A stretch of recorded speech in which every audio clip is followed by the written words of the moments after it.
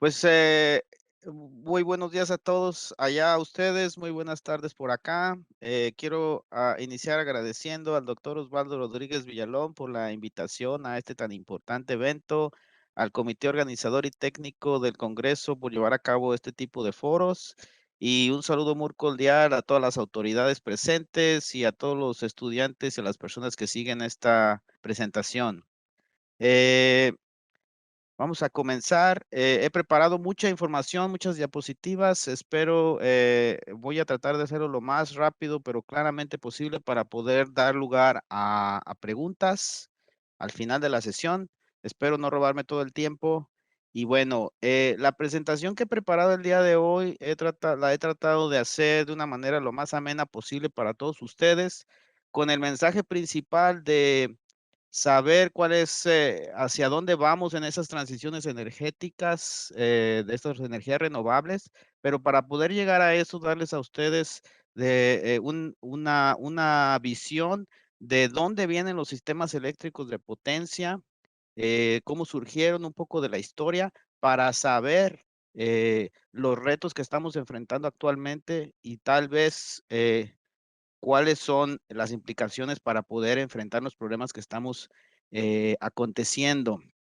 Finalmente, eh, termino con algunos ejemplos de proyectos de investigaciones en los que actualmente estoy trabajando para contribuir en los aspectos de esta temática y cierro con un mensaje final para todos ustedes.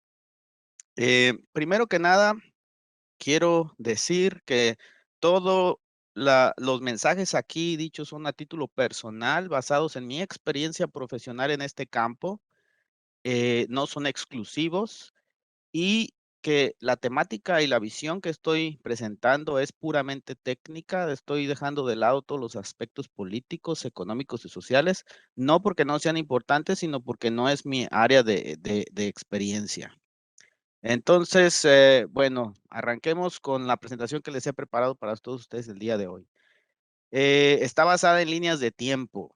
Esta es la línea del tiempo donde nos encontramos hoy, 26 de octubre de 2022, y dejar en claro de dónde vienen los sistemas eléctricos de potencia, cuándo arrancaron.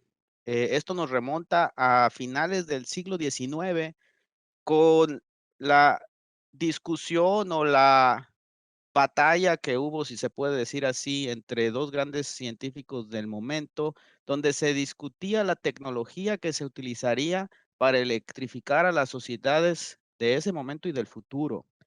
Eh, inició el científico americano Tomás Alva Edison proponiendo una estrategia basada en la tecnología de corriente directa. Esto lo realizó en la ciudad de Manhattan, quería electrificarla basada en esta tecnología, tenía su compañía y esa era la visión en ese momento para llevar la electricidad hasta los hogares y a las industrias.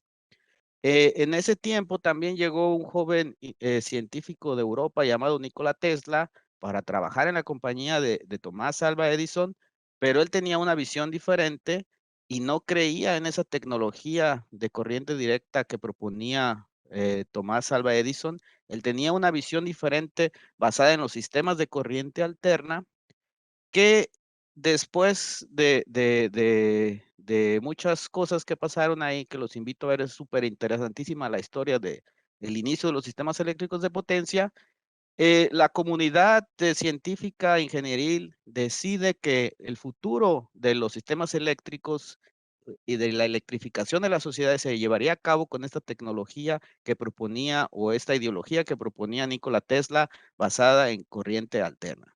Básicamente, este principio permite tener una generación, crear la electricidad en un punto, cualquiera que sea, llevarla a cabo, elevar los voltajes, la tensión de esta energía eléctrica usando transformadores, transmitirla por torres de transmisión a grandes distancias, cientos de kilómetros, y después reducir el voltaje otra vez usando transformadores para distribuirla a los puntos donde se encontraba la sociedad. Esa fue la visión y la forma que planteó Nikola Tesla y como ustedes podrán ver, no es nada diferente a lo que tenemos hoy en día.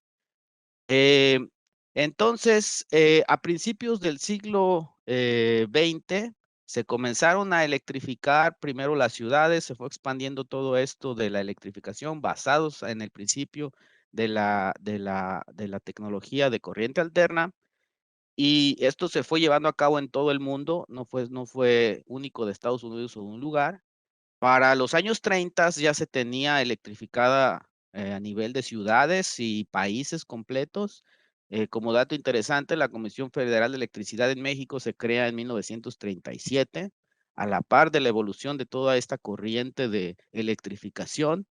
Y para los años 60, eh, las redes comenzaron a expandirse no solamente de ciudades a países, sino intercontinentalmente, países conectados entre sí. En Suiza, en Europa, comenzó la interconexión de lo que hoy se conoce como el sistema europeo de Europa continental, la conexión entre Suiza, Alemania y Francia para el año de 1960. Y entonces los sistemas eléctricos comenzaron a expandirse, a hacer sistemas muy grandes, tan grandes que hoy en día son consideradas las máquinas más grandes y complejas creadas por la humanidad. Entonces, llevamos con este tipo de tecnología que poco ha cambiado realmente, más de 120 años después trabajando con la misma filosofía. Eh, Como dato interesante, la tecnología de la energía nuclear empezó a aparecer a mediados de los 50, y la energía, sin embargo, la energía eólica, a pesar de lo que muchas personas crean, es una tecnología que se tiene datos desde el principio de los sistemas eléctricos de potencia a finales del siglo XIX, porque recordemos que la humanidad le ha sacado provecho a la energía cinética proveída por el viento desde sus inicios de nuestras civilizaciones. Solamente que para poder extraer energía eléctrica de esta energía cinética, no fue hasta finales del siglo XIX en los que ya teníamos la tecnología suficiente para poder crear electricidad. Sin embargo, el costo de esta tecnología y la eficiencia que se podía obtener no jugó no, jugó un papel fundamental para que no tuviera un rol importante en esta línea de tiempo como una función de aprovechar la energía eléctrica a través del viento. Por su parte, la energía solar ya se comercializaban los primeros paneles solares en los años 50, y similarmente a la tecnología de viento, las eficiencias que se podían obtener y los costos de esta tecnología eran demasiado elevados, por lo que se descartaban dentro del tipo de generación que se utilizaba para satisfacer la demanda.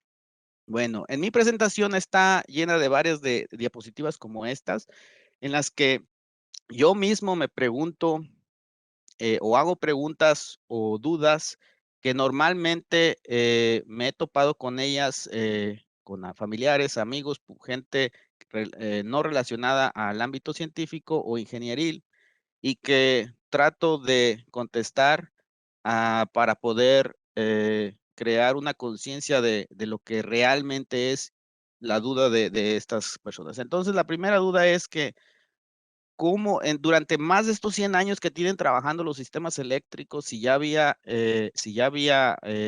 paneles solares, se había creado las primeras plantas eólicas o ya existían, ¿cómo es que se ha electrificado a la sociedad desde que se inventó en todos estos años? Bueno, pues esta tecnología de corriente alterna se basa en las máquinas síncronas o generadores, que son máquinas rotatorias y que son accionadas por medio de turbinas, elementos giratorios, los cuales, dependiendo de la fuente que hace girar esta turbina, es el tipo de generación que tenemos. Es decir, eh, y a este tipo de principio se le conoce como la generación convencional. Toda aquella energía eléctrica que se crea a través de una máquina síncrona que la mueve una turbina. Bueno, Aquí tenemos un ejemplo, una fotografía del tamaño de la masa de estos componentes en las plantas de generación. Son máquinas muy grandes, que vamos a hablar un poquito después cuál es la importancia de este tipo de máquinas. Bueno, la turbina, si la turbina la mueve agua, que puede ser con una caída de una montaña o puede ser el flujo de este líquido en un río, entonces estamos hablando de una central hidroeléctrica. Si la turbina la acciona el vapor producido por agua caliente que se evaporó, entonces, dependiendo de con qué tecnología o qué quemamos para poder evaporar ese líquido, es del tipo de central que estamos hablando. Es decir, vamos a calentar agua con carbón, vamos a calentar agua con petróleo o podemos quemar agua con gas natural. Ese tipo, a grandes rasgos, de central eléctrica se le conoce como central termoeléctrica. También es posible, como vimos a partir de los años 50, eh, calentar y evaporar esta agua por medio de una reacción nuclear y a esta se le llama central nuclear. Entonces, esas son las plantas de generación convencional que han dado electricidad a la sociedad desde que se inventó hasta casi la fecha. Vamos a ver un poco más de eso.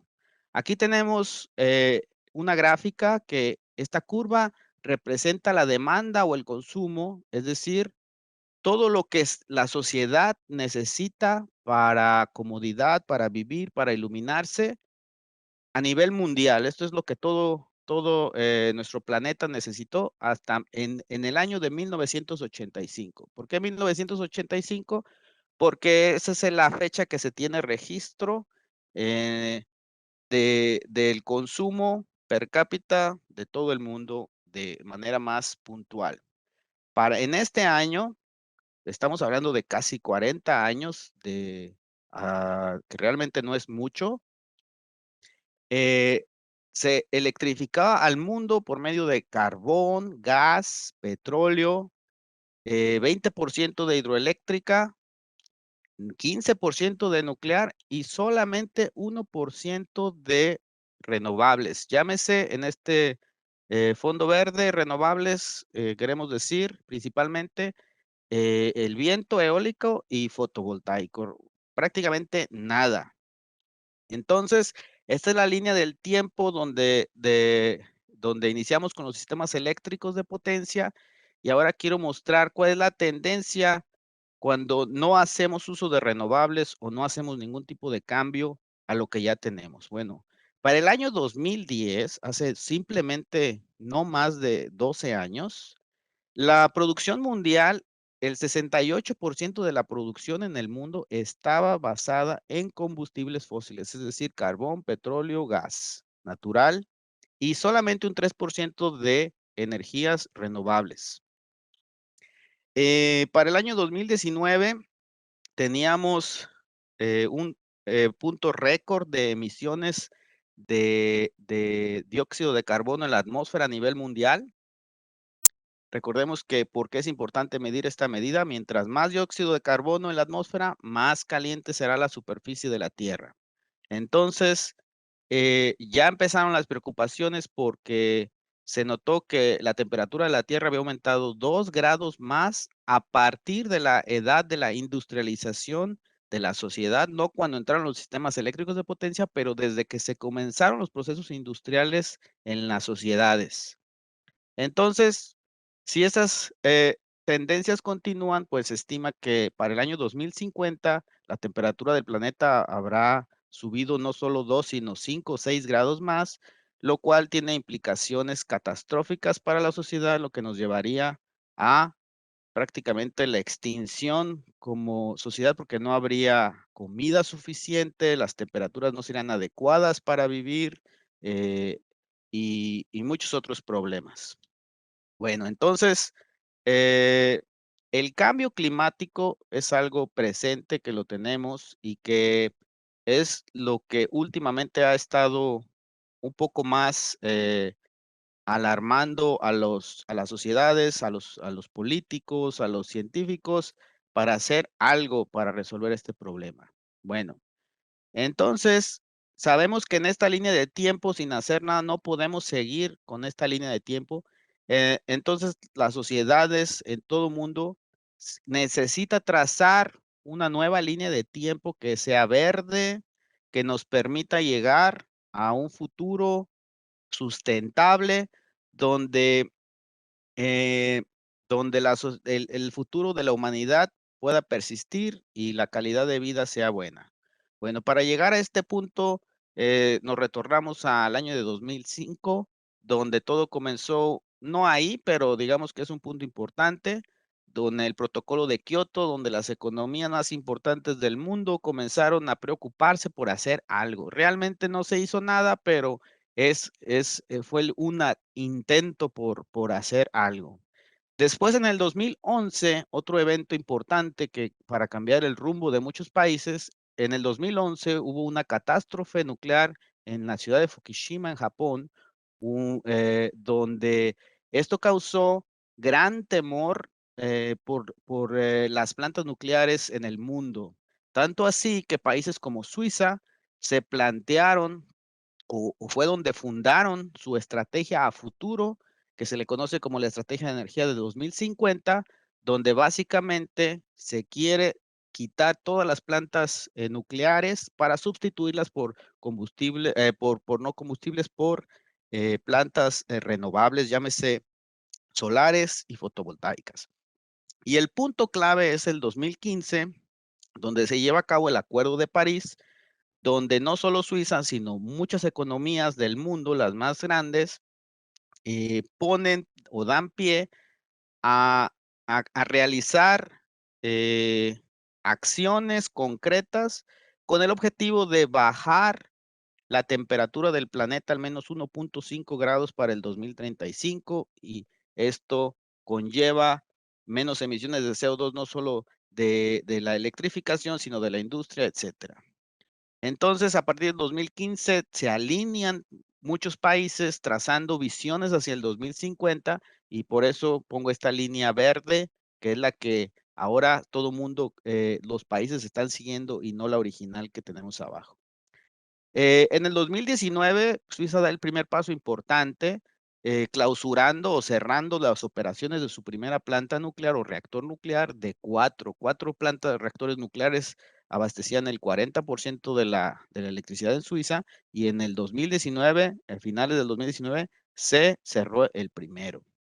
Después, en el 2020, se vienen acuerdos como el Green Deal, donde los países involucrados se ponen como meta para el 2050 no tener cero emisiones de CO2 en los próximos años. En el 2021, las economías más grandes y muchos países en la declaración del COP26 se ponen también de acuerdo para no solo ver la parte eléctrica de las energías renovables y verdes, sino que la movilización en este acuerdo está estipulado que para el año 2050 los países involucrados en esta declaración no pueden usar automóviles más que eléctricos. Un cambio muy importante que se desea hacer. Y bueno, los objetivos globales 2035, reducirle al planeta 1.5 grados, 2050, no más autos de combustibles fósiles, al menos en los países involucrados, no más plantas nucleares en Suiza y cero emisiones de CO2 en los países que firmaron el acuerdo del Green Deal. Estas son las visiones que se quieren llegar.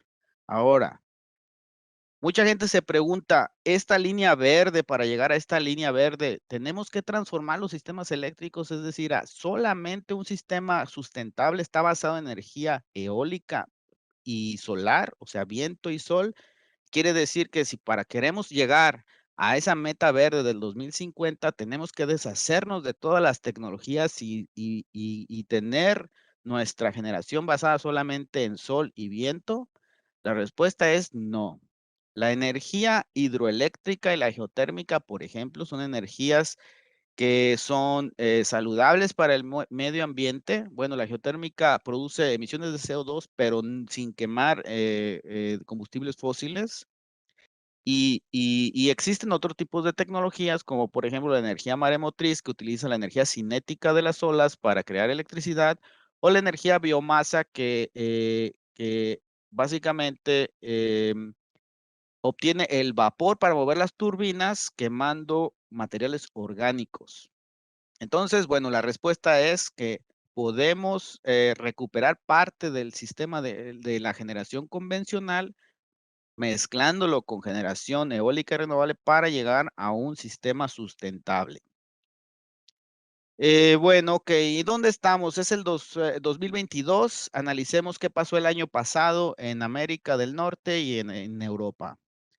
Muy bien, según los datos oficiales, el año pasado, el 75% de la generación de todo lo que usaron los mexicanos para electrificarse se basó en energías fósiles, 75%, mientras que solo 22% en energías sustentables, llámese hidroeléctrica, viento, sol y tal vez alguna minoría de biomasas y todas estas cosas, que es un porcentaje bastante pequeño en casi cualquier economía del mundo. Bueno, aquí lo único que podemos ver es la gran dependencia de nuestro país a los combustibles fósiles, que estamos bastante lejos de llegar a una meta de los países, por ejemplo, en Europa. En el caso de Estados Unidos no está haciéndolo mucho mejor. El 61% de su producción o de su demanda es satisfacida o es satisfecha usando combustibles fósiles y solamente 20% usando generación más sustentable. Mientras que en Canadá es un caso contrario, tiene 67% de sustentables con solamente 18 de fósiles. Ahora, aquí hay que hacer una distinción importante. La geografía y la situación geográfica de cada país influye en por qué los números están en estos rangos. Cada país tiene su propio sistema eléctrico de potencia, el cual es muy diferente por ejemplo, México y Canadá. Canadá tiene el potencial para tener la geografía y el agua para generar el 60% prácticamente de su producción basada en hidroeléctrica, mientras que México pues tiene fuentes de carbono u otros y no suficiente centrales hidroeléctricas. En Europa vemos tres países importantes. Bueno, Suiza primero, que es de donde yo estoy viviendo. Suiza está haciéndolo relativamente bien. El, Solamente 6% de su energía se basa en combustibles fósiles, principalmente petróleo. Mientras que el 65%, más de la mitad de lo que produce, lo hace con agua y con energías como el sol y la fotovoltaica, y la eólica, pero aún tiene ese 29% nuclear. Todavía no he dicho nada de la nuclear, voy a hablar un poquito más adelante de esa, pero ese pie naranja de 29%, en estos momentos, yo le pondría un signo de interrogación para qué lado se mueve de las energías aceptables o no aceptables. Ahora vamos a ver el caso de Francia. Francia es un caso muy especial, como podemos ver, vean la cantidad de naranja en este diagrama. Eso significa que Francia produce su energía para la sociedad. El 70% de la energía que se produce en Francia viene de energías nucleares, por lo tanto, tiene poco de energías fósiles, un número aceptable de energías sustentables, pero esa cantidad de energía nuclear, vamos a hablar también un poco más adelante ahorita de ese pedazote naranja. Alemania es uno de los países más importantes de Europa y que actualmente está en el ojo del huracán, y lo podemos ver con sus números que tiene. Es el país que ha apostado más por las energías renovables, es decir, el pedazo de este pastel verde Es el más grande de Europa y es bastante significativo. Casi 40% de energías renovables ya están instaladas y el país se suministra o depende de esta tecnología. Mientras que casi el 50% de su generación todavía está basada en fósiles, principalmente, carbón y gas natural, lo cual las condiciones geopolíticas que ahorita vamos a hablar un poquito, le están, le está saliendo el tiro por la culata a los alemanes. Bueno, la pregunta también otro mito es, tenemos mucho sol y viento en la naturaleza, especialmente en México hay abundancia de sol y viento, son gratis. ¿Por qué no cambiamos a esta tecnología ya? ¿Por qué tenemos que depender de la energía nuclear o de la energía de petróleo o de gas o de carbón? Bueno, el viento y el sol desafortunadamente no los podemos controlar. Y la electricidad o la energía eléctrica que utilizamos en los hogares, en la industria, se genera a medida que se necesita. Es decir, es una balanza entre los operadores del sistema, en este caso CFE, tienen que generar exactamente lo que la sociedad está demandando. Y si tuviéramos un sistema basado 100% de energías de sol y viento, podría pasar que en estas escalas, estoy hablando de los sistemas de grandes escalas, es el día del partido del fútbol y que ustedes les digan, no van a poder ver el partido porque está nublado. Pues eso no puede pasar. La demanda tiene que ser satisfecha y eso tiene que ser generada en el momento. Entonces, vamos a hablar de los retos de las energías renovables. Empecemos con la fotovoltaica que son evidentes. Bueno, el primer reto es que se genera en exceso en el verano o en los días de sol, mucho más de lo que se necesita. Eh, Hay poca o prácticamente cero en países como en Europa en el invierno. La fluctuación de entre invierno y verano es bastante grande. No hay producción durante altas horas de la noche o muy temprano en la mañana. Es bastante susceptible a las condiciones meteorológicas, es decir, hay lluvia, hay nubes, la producción puede bajar de un máximo a un cero de forma muy rápida. Para tener éxito, estas tecnologías tienen que combinarse con sistemas de almacenamiento, es decir, con baterías, lo cual es una infraestructura que es adicional y que tiene, por supuesto, un costo adicional y una complejidad adicional. Estos tipos de tecnología necesitan también combinarse con equipo de electrónica de potencia adicional, es decir, convertidores que, bueno, si nos ponemos a ver que, por ejemplo, en el caso de Suiza, que el 39% actualmente es de nuclear y se pretende cambiar por paneles solares, la cantidad de paneles solares que tiene que haber en el sistema va a ser igual a la cantidad de electrónica de potencia que se va a tener que instalar. Y cuando estos convertidores se instalan de forma masiva en la red, Eh, también tienen efectos negativos en el sistema, es decir, pueden distorsionar las señales y causar problemas para su operación. Finalmente, es una tecnología que no tiene ninguna máquina giratoria. Está basada en su principio en químicos, cosas químicas con convertidores y equipo de electrónica de potencia que si vemos en la historia y de cómo tenemos más de 120 años trabajando, operando el sistema con máquinas síncronas y de repente queremos mezclarlo con máquinas que no, con sistemas que no tienen máquinas síncronas, pues esto causa un problema de que se le conoce como baja inercia y que ahorita vamos a ver qué tipo de problemas puede causar. Finalmente tenemos también la energía eólica. Aquí tenemos en este ejemplo un perfil de generación de energía eólica real. Ahí tenemos los componentes de una turbina eólica y los retos que presenta esta tecnología es que También las condiciones del viento son muy variables, puede cambiar de un punto alto a un punto bajo en minutos o en un par de horas. Normalmente las mejores ubicaciones para poder producir la mayor cantidad de viento es en lugares remotos donde no hay sociedades o las personas. Por lo tanto, se requiere infraestructura adicional para poder llegar a hacer esta a sus consumidores. También, a lo mismo que la energía fotovoltaica, es innecesario em, mezclarla o incorporarla con sistemas de almacenamiento, baterías, que también tienen costos adicionales, como yo lo había mencionado.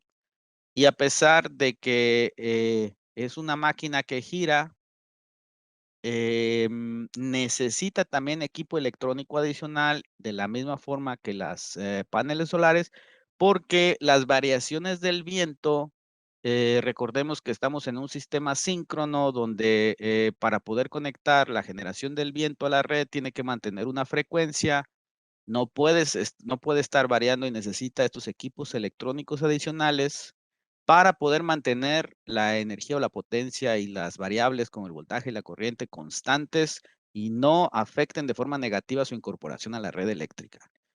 Finalmente, bueno, sí tienen máquinas síncronas, pero son muy pequeñas y también causan el mismo efecto de tener un sistema de baja inercia en el sistema.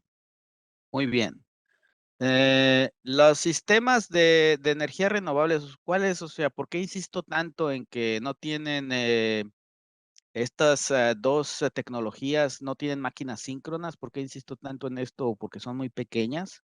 Bueno, recuerden que para poder integrar estas tecnologías, como en el caso de Suiza, deshacerse de plantas nucleares, es quitar máquinas grandes, giratorias, grandes masas que, que se comportan como un fortachón que ayudan al sistema cuando hay fallas en la red eléctrica. Y para poder integrar estas nuevas tecnologías, le están quitando a ustedes fuerza al sistema, es decir, lo están debilitando y es lo que se conoce como un sistema de baja inercia. Entonces, las máquinas síncronas giratorias aportan inercia al sistema y al sustituirlas por energía renovable le quitamos inercia al sistema. ¿Qué pasa si le quitamos inercia al sistema? Pues muy fácil. Tenemos el ejemplo del apagón de Australia el 28 de septiembre del 2016, donde 1.7 millones de habitantes se quedaron sin electricidad. Un experto de General Electric dijo, Australia fue el primer país que sucumbió como resultado del esfuerzo de integrar energías renovables en lugar de usar generación convencional. ¿Qué fue lo que pasó este día? Bueno, primero que nada, hubo una gran tormenta, una desastre, catástrofe natural, donde tumbó aproximadamente 22 torres de alta tensión, como pueden ver ahí, las dobló como palo de paleta. Consecuentemente, estas torres de transmisión llevan las líneas que abastecen a la demanda. Obviamente se quedaron sin esas líneas, la electricidad trata de fluir por todas las otras líneas que quedan restantes, se sobrecargan, accionan los sistemas de protección, se produce una falla en cascada, terminando en un apagón total del el área completa. El reporte del operador del sistema, es decir, de la Comisión Federal Australiana, ¿qué fue lo que dijo? Dijo, habían pasado ya 3 eventos similares donde no había llegado a la catástrofe del apagón. Sin embargo, el día de la tormenta del 28 de septiembre del 2016, el sistema estaba funcionando principalmente con generadores renovables o generación renovable basadas principalmente en viento en este caso. El sistema tenía poca inercia y no resistió la gran falla que se ocurrió. Es decir, si hubieran tenido generadores síncronos, este problema no hubiera pasado. Muy bien. Ok, hasta este punto entienden de lo que estoy hablando. Las energías renovables son un reto. Ok, ya lo tienen muy claro, no hay duda, pero no he dicho nada de la energía nuclear. que para muchos de ustedes o para muchas personas es el peor invento de la humanidad. Aquí podemos ver en la parte superior una foto de la desgracia de Chernobyl y abajo una foto de el desastre de Fukushima en el 2011.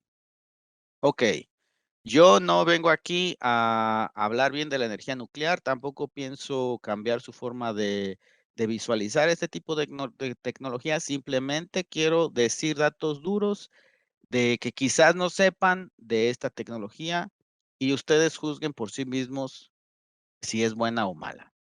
Bueno, las plantas de energía nuclear son fuentes de energía de las más confiables que existen, es decir, confiables desde el punto de vista eléctrico.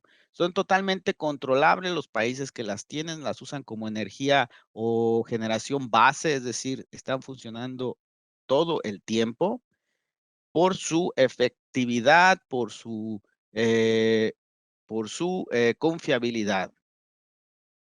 Actualmente en el mundo hay 440 reactores nucleares operando en 32 países, un número bastante grande. Francia tiene alrededor de 70% de su generación basada en nuclear con 56 reactores nucleares. Tan solo en Suiza solamente había 4, en México había uno, hay uno. Francia tiene 56 reactores nucleares. En el 2021 México generó el 5% de su demanda con energía nuclear y actualmente se están construyendo 55 reactores en el mundo, principalmente en Asia, específicamente la mayoría en China. Finalmente, la generación con energía nuclear no emite CO2, es decir, si están en la línea delgada entre una cuestión política puede decir son plantas de generación renovable o no. Obviamente, el principal problema de las plantas nucleares son sus desechos nucleares, que es un problema del que no vamos a hablar hoy, pero ese es el mayor problema. Y además que como toda máquina diseñada por un humano puede fallar. Em, ok, si apa- con mis datos que acabo de presentar siguen sin querer ni importarles la energía nuclear. Ok, estoy de acuerdo con ustedes. Ustedes podrán decir, no, no importa la energía nuclear ni qué tan bonito la pintes. La mayoría de los países ya están llevando a cabo transiciones energéticas. Esto que no debería de ser suficiente para llegar a un mundo o a un futuro sustentable, incluso sin depender de la energía nuclear. Bueno, la respuesta es que si las transiciones energéticas, esa línea verde que tracé al principio, se implementa exitosamente, sí, la respuesta es sí. En efecto, podríamos llegar a ese futuro sustentable en los tiempos que se desea, pero ¿cuál es el problema? Siempre hay algo que se va a interferir en la implementación de las transiciones energéticas. ¿Cuáles son esos problemas de los que estoy hablando? Bueno, ya se mencionó al inicio de la bienvenida de este congreso.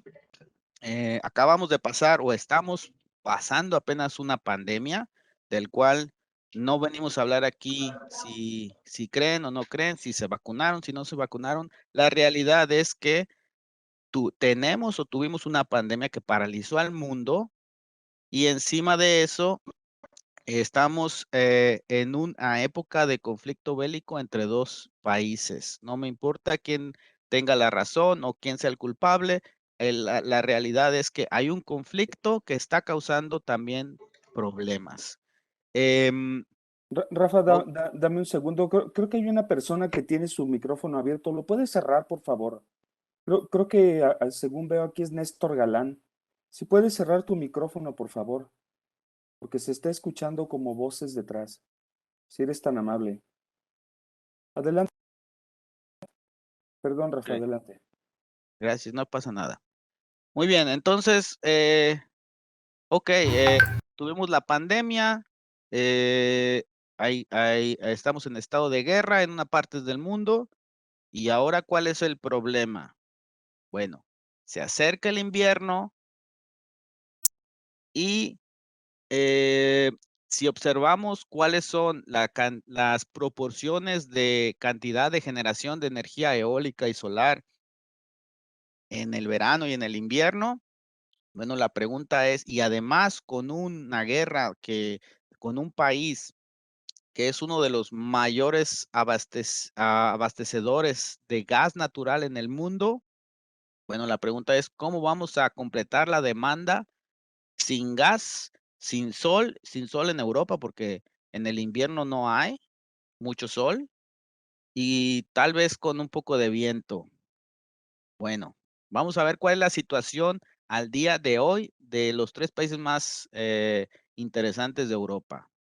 Comenzamos con Francia, como ya vimos, Francia tiene 59 reactores nucleares, los cuales deberían de satisfacer el 70% de su demanda, deberían satisfacer, por eso se llama capacidad instalada.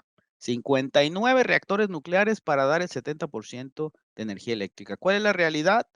32 de sus reactores nucleares no están operando al día de hoy y ya tienen bastante meses con esta situación.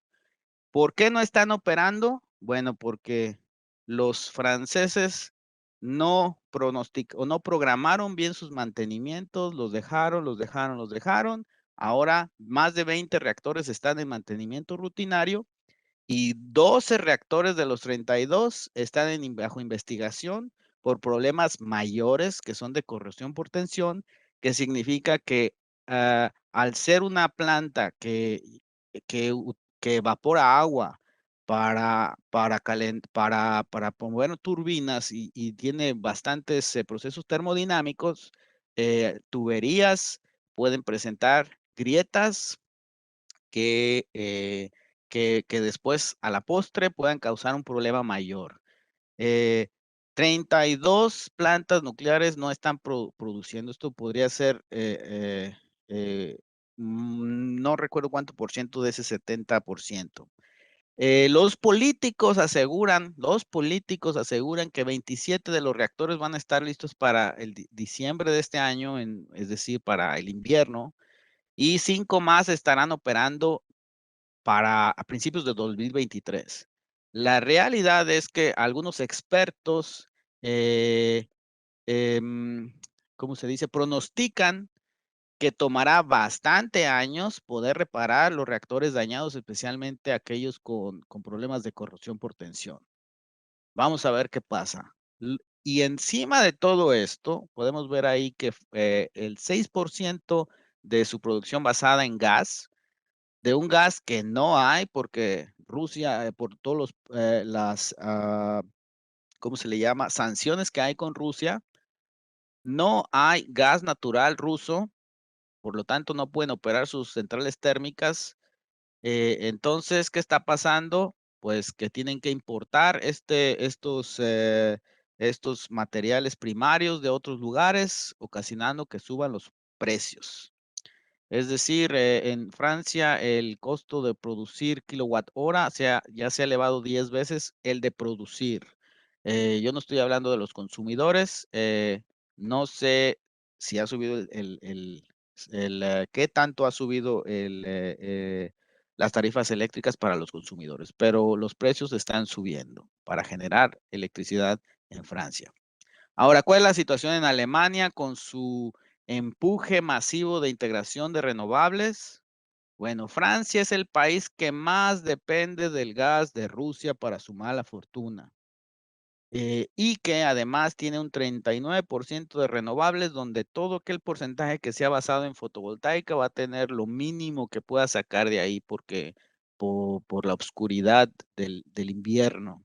Entonces, bueno, se augura que al menos este año se puede salir adelante con reservas de gas, con importaciones, pero veamos qué es lo que les augura a Alemania. Alemania tiene que definitivamente reducir su consumo, es decir, la sociedad tiene que apretarse el cinturón, tienen que ahorrar energía para poder, recordemos que producimos electricidad porque la consumimos, la pedimos, la demandamos. Un rol muy importante es el de la sociedad y que podemos hacer la sociedad como sociedad que baje los consumos de esta energía, como cambiando nuestros hábitos del día a día. Van a tener que quemar más carbón y petróleo para compensar la falta de sol y la falta de gas, es decir, el cambio climático pasa a segundo término. Ahorita no les importa el, el, el, el calentamiento global, les interesa estar calientitos para el verano, para el invierno, perdón. Como ya les dije, tienen que aumentar importaciones de electricidad de Noruega y de Holanda, y las centrales nucleares que no las querían y que las pensaban cerrar en diciembre, pues ahora no lo van a poder hacer porque dependen de ellas y necesitan tenerlas en operación al menos hasta mediados del año que entra. Deshacerse de esta dependencia de gas ruso para los alemanes va a ser un proceso muy caro y complicado, especialmente caro. Se pronostica que las tarifas eléctricas, aquí sí para los consumidores, sean muy altas durante varios años y bastante altas en los próximos meses por estas importaciones y todas las cosas que van a tener que hacer los alemanes para satisfacer su demanda. Bueno, no quiero quedarme sin tiempo, déjenme agilizar las cosas. Suiza, por su parte, no depende de gas como los otros países, sin embargo, para la electricidad, pero depende del gas para calentar los hogares. Y vean lo que hace Suiza. Normalmente en los inviernos, Suiza le importaba o le importa, le compra electricidad a Francia y Alemania, cosa que será imposible este invierno. Por lo tanto, aquí en Suiza también se está promoviendo una campaña de ahorro de energía bastante grande. Las medidas extremas incluyen que la calefacción de los hogares sea al tope de 19 grados, saquen sus cobijas y sus eh, chamarras para abrigarse porque no vamos a tener calefacción más allá de los 19 grados adentro de la casa. La gente que tiene casas de pues de vacaciones o segundas hogares solamente van a poder calentar uno y comodidades como piscinas tendrán que quedarse sin calefacción. Ok, para finalizar, la pregunta, entonces, ¿será posible alcanzar esta meta con estos problemas? Bueno, la ministra de Energía de Suiza pronostica que será bastante complicado. Estamos en peligro de alcanzar la meta.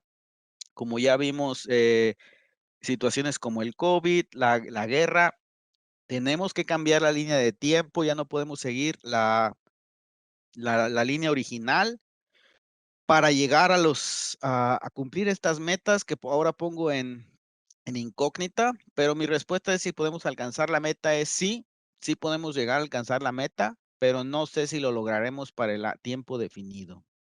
Los sistemas eléctricos, como podrán ver, están modernizándose, están evolucionando. Apenas la transición está comenzando, como ustedes pueden ver, por lo tanto hay muchos problemas que necesitan ser solucionados. El desarrollo tecnológico va por buen camino. Nosotros como sociedad jugamos un papel muy importante y hay que invertir. Perdón. Bueno, para finalizar, ya no quiero acabarme todo el tiempo, tenía unos ejemplos de investigación, voy a hablar solamente de uno. Yo, en mi grupo de investigación, acabamos de arrancar con este proyecto, Queen Portion. Tenemos como partners al operador del sistema de Suiza, Hitachi, que antes era la compañía ABB, y al Instituto de Metrología, no meteorología, metrología, con el cual queremos desarrollar o mejorar los sistemas de medición para poder sobrepasar estos problemas de las distorsiones armónicas debido por la masiva integración de dispositivos electrónicos que vienen de las plantas renovables y tener también una medida cuantificativa de cuánta inercia tiene el sistema, porque en el momento no hay un dispositivo que tú puedas conectar y que te diga tu inercia en el sistema es esto, eso es mucho, eso es poco. Queremos cuantificar la inercia y que se pueda ver de manera pues, confiable en un sistema y todo esto, corroborarlo con equipo de hardware y equipo que se usa en la industria, hardware in the loop, simuladores de tiempo real, etcétera. Entonces, una de los ejemplos de los proyectos de investigación que estamos trabajando. Mi mensaje final para terminar es que, el desarrollo de la sociedad, es decir, desde que existe la época industrializada, hemos tenido un impacto negativo, que ahora se traduce en el calentamiento global. Lo positivo es que, bueno, se está teniendo conciencia y esto se ve con todas las transiciones energéticas que se están y viniendo, tratando de llevar a cabo. El objetivo es que se usen energías renovables y que se quiten las energías fósiles, lo cual está teniendo nuevos paradigmas para la gente que opera el sistema, no para los que consumimos la energía eléctrica, pero para los que operan la energía eléctrica. Por lo tanto, necesitamos dotarlos como investigadores con nuevas herramientas y estrategias para que puedan enfrentar esos desafíos que tienen. Cierro con mi mensaje que es un gran momento para estudiar ingeniería eléctrica y muchas gracias por su atención. Espero que hayan disfrutado mi presentación y si hay alguna duda, una pregunta, pues tenemos 10 minutos aproximadamente.